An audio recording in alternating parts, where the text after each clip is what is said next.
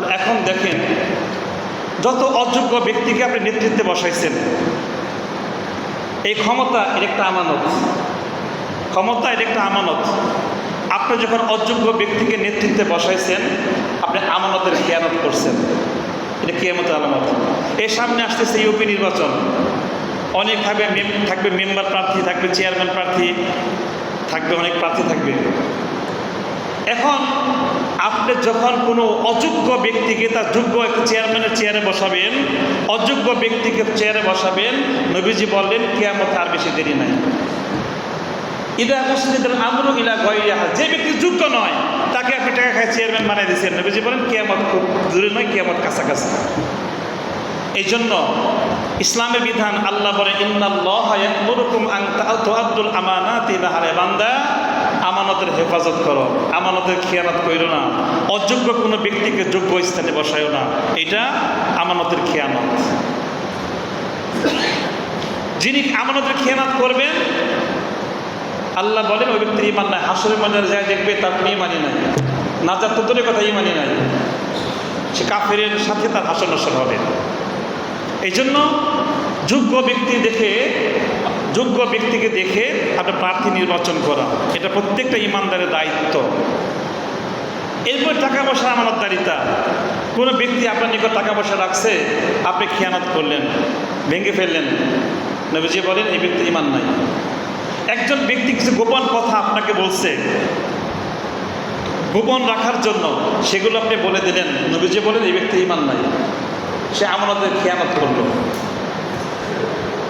একজন শ্রমিক আপনার নিকট শ্রম দিছে, শ্রমিক আপনার বাড়িতে কাজ করছে, মাঠে ঘাটে কাজ করছে, আপনি ওই শ্রমিকের পারিশ্রমিক ঠিক মতো আদায় করলেন না, নবীজি বলেন এই ব্যক্তি খেয়ানত করলো। বুখারী শরীফের হাদিস, আমানতদারিতা কাকে বলে আর এই পুরস্কারটা কি? কোনো ব্যক্তি যদি আমানতের সঠিকভাবে আমানতের আদায় করে, পরকালীন জীবনে নয় দুনিয়াতেও আল্লাহ তাকে হেফাজত করবে। বাস্তব নমুনা দেখেন বুখারী শরীফের হাদিস। বনী ইসরায়েলের যুগে 3 জন লোক বাড়ির থেকে বের হয়েছে সফর করার জন্য। ধুলাবালু রাস্তা, পাহাড়ের পাদদেশ, অনেক লম্বা সময় হাঁটার পরে আকাশ ডাকা শুরু হয়েছে, ঝড় শুরু হয়েছে। তখন এই 3 ব্যক্তি একটা পাহাড়ের ভিতরে আশ্রয় নিয়েছে। যখন গুহার ভিতরে আশ্রয় নিয়েছে, প্রবল ঝড়ের কারণে একটা বড় পাথর এসে পাহাড়ের যে প্রবেশদ্বার ছিল, প্রবেশদ্বারে আটকায় গেছে। 3 জন লোক কোথায়? গুহার ভিতরে। যেই দরজা দিয়ে ঢুকছে, বিশাল পাথর এসে দরজার মুখ আটকায় দিছে। এখন এই লোকগুলো বের হতে পারবে বলেন? যখন তারা অনুভব করছে ঝড় শেষ, ঝড় বের হইতে গেছে, যায় দেখে বিশাল বড় এক পাথর মুখের ভিতরে আটকা। তখন তো টেলিফোনও ছিল না, মোবাইলও ছিল না যে বাইরে খবর দিবে, যে ফায়ার সার্ভিস খবর দাও, আমাদের সরাই আমাকে বের করো, সেই সিস্টেম তখন ছিল না। এমন পাহাড়ের ভিতরে দুনিয়ায় কোনো মানুষ তাদের জানবে না তার পাহাড়ের ভিতরে মানুষ আছে, ভিতরে তারা আটকা। এখন 3 জন চিন্তিত হয়ে পেরেশানি হয়ে বলল, এখান থেকে বের হওয়ার আর কোনো রাস্তা নাই, আমরা সবাই সবার জানাজা পড়ি। সবাই সবার 3 জনের জানাজা পড়ে মৃত্যুর জন্য প্রস্তুত, যে তারা এখানেই মরবে, না খেয়ে পানাহার না করতে পেরে ভিতরে এখানেই মারা যাবে। তাদের মধ্যে থেকে একজন বলল, তাহলে একটা কাজ করা যায়, মৃত্যু তো নিশ্চিতই, দেখি না একটু চেষ্টা করে। একজন বলল যে আমাদের 3 জনের জিন্দেগিতে যত আমল আমরা করছি, যে আমলগুলো একমাত্র আল্লাহ তাআলার জন্যই করছি, আল্লাহ তাআলাকে খুশি করার জন্য করছি, দেখি সেই আমলগুলো বলে বলে আল্লাহর নিকট দোয়া করি, আল্লাহ আমাদের এই বিপদ থেকে রক্ষা করে কিনা।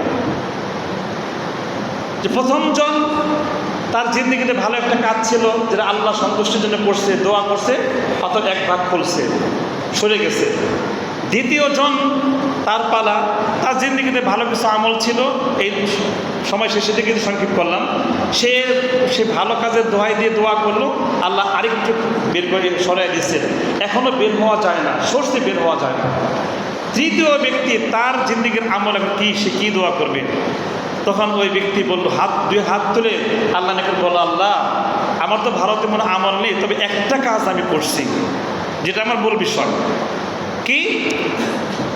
আমার বাগান ছিল, আমার ক্ষেত ছিল, আমার এই ক্ষেত পরিচালনা করার জন্য, বাগানকে আগাছা পরিষ্কার করার জন্য কয়েকজন লোক কামলা শ্রমিক আমি ভাড়া নিয়েছিলাম, মানে কামলা যাকে বলি আমরা, দিনের জন্য কামলা নিয়েছিলাম। তো এই লোকগুলো সারাদিন কাজ করার পরে তাদের মধ্যে থেকে একজন ছিল অলস।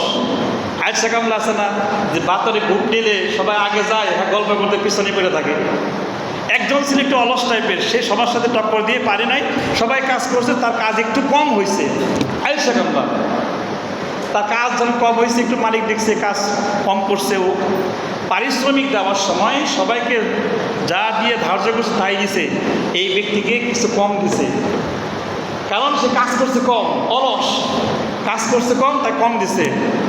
যখন কম দিচ্ছে এই ব্যক্তির মাথা গরম, সবাই কাজ করলো, আমিও তো করলাম, হয় একটু কম করছি। অনেক শ্রমিক আছে দেখবেন, আপনি নিছেন, বিড়ি খাইয়ে অর্ধেক সময় কাটিয়ে দেয়, বাকি সময় তারা কাজ করে, হালাল হবে না হারাম হবে। এই যে মালিক আপনাকে যে সময় যে টাকা দিয়ে নির্ধারণ করছে, যদি সেই সঠিকভাবে সেই দায়িত্ব পালন না করেন, যতটুকু অবহেলা করছেন এতটুকু আপনার হারাম হবে, হালাল হবে না। মনে করেন যে চেয়ারে বসে সুদ খালি ঘুষ খেলে ওইটা মনে হারাম, ওইটা তো হারাম, এইটাও হারাম। আপনি কাজে ফাঁকি দিয়ে যে টাকা নিলেন, এটা হারাম। এই লোকটা বলে আমি টাকা নিব না, কম কেন দিলে আমি নিব না, না নিয়ে চলে গেছে রাগ করে। যখন এই ব্যক্তির মালিক চিন্তা করলো, ও তো টাকা নেয় না, কী করা যায়, এই ওর টাকা সে ভাঙ্গে নাই, না ভাঙ্গে এই টাকা দিয়ে একটা ছাগল কিনছে তৎকালীন সময়। ছাগল সে লালন পালন করছে, অনেকগুলো ছাগল হয়েছে, ছাগল বেচে আবার একটা রাখাল রাখছে ছাগল দেখাশোনা করার জন্য।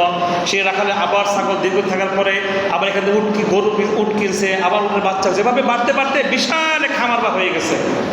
অনেকগুলো কামলাও আছে, শ্রমিকও আছে, বিশাল এক খামার হয়ে গেছে। দীর্ঘদিন পরে ওই লোকটা যখন, অনেক হাদিস আসছে, নবীজি বলেন, ওই লোকটা যখন দীর্ঘদিন পরে অনেক কষ্টে পড়ছে, টাকা পয়সা আর কোনো রাস্তা নাই, তখন তার মনে পড়ছে, আমি তো এক ব্যক্তির নিকট কাজ করছিলাম, যাই দিয়েছিল তাও তো আনলে ভালো হইতো, এখন যেহেতু অভাব তার নিকট যাই, কিছু ওই টাকাটা নিয়ে আসি।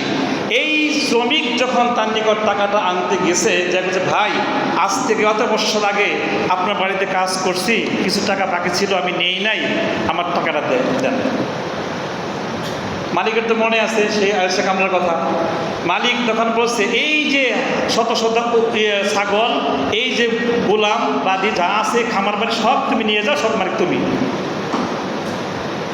তাহলে কামলায় বলে, আপনি কি ঠাট্টা করেন?